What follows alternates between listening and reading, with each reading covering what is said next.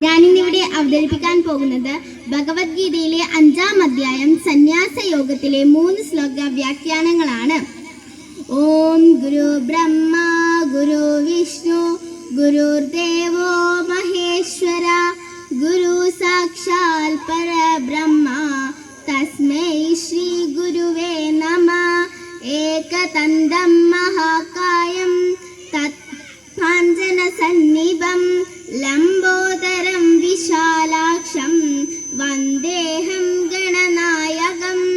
മാതൃദേവോ ഭവ പിതൃദേവോ ഭവ ആചാര്യദേവോ ഭവ അതിഥിദേവോ ഭവ.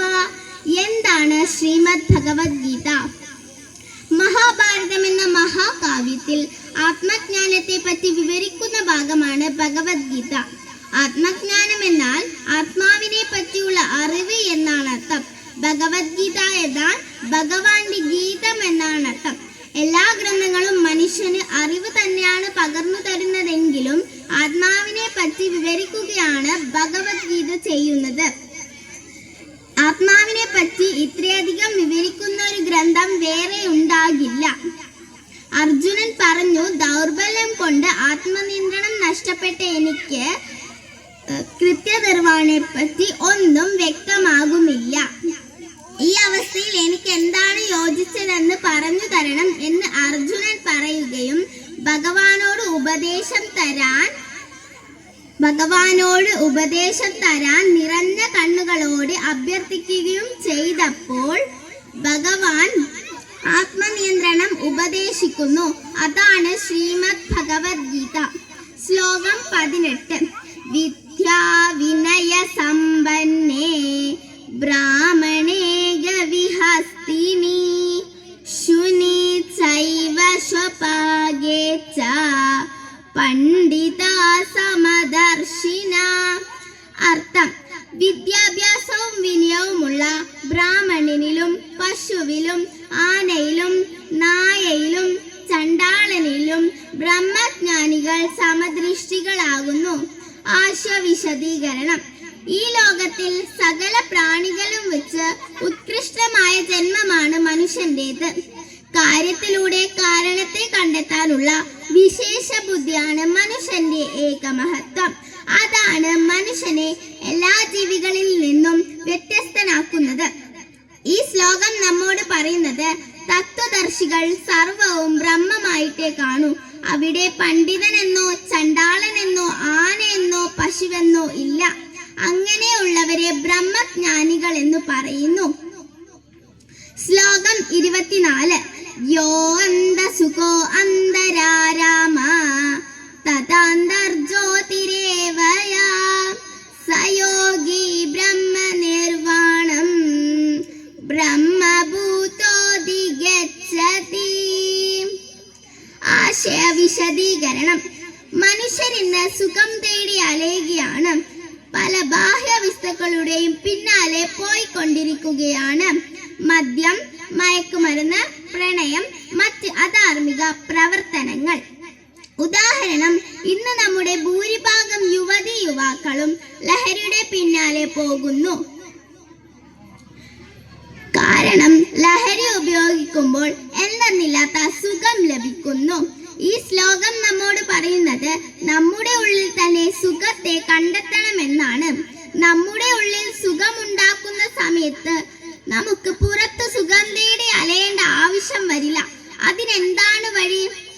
അതിനാണ് ആധ്യാത്മിക സാധന ചെയ്യേണ്ടത്. എല്ലാ ദിവസവും ഗീത ചൊല്ലുക, ഗീത പഠിക്കുക, നാമജപം ശീലിക്കുക. ഇതിലൂടെ നമ്മുടെ ഉള്ളിൽ നല്ല നല്ല ചിന്തകൾ കടന്നു വരികയും നമ്മുടെ കർമ്മങ്ങൾ കൃത്യമായി ചെയ്യുകയും നമ്മുടെ ജീവിതം വളരെയധികം സന്തോഷപൂർവ്വം മുന്നോട്ട് പോവുകയും ചെയ്യും.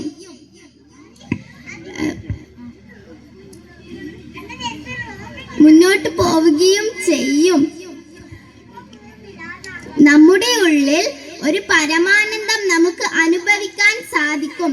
ആ പരമാനന്ദത്തിൽ ലയിച്ചുകൊണ്ട് രമിച്ചുകൊണ്ട് ഒരു ആത്യന്തികമായ സുഖം നമുക്ക് നേടാൻ സാധിക്കും. ശ്ലോകം 20.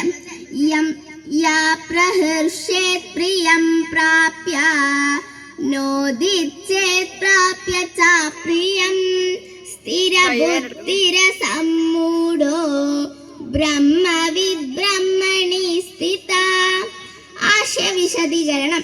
നമ്മുടെ നിത്യജീവിതത്തിൽ വളരെയധികം പ്രാധാന്യമുള്ള ശ്ലോകമാണിത്.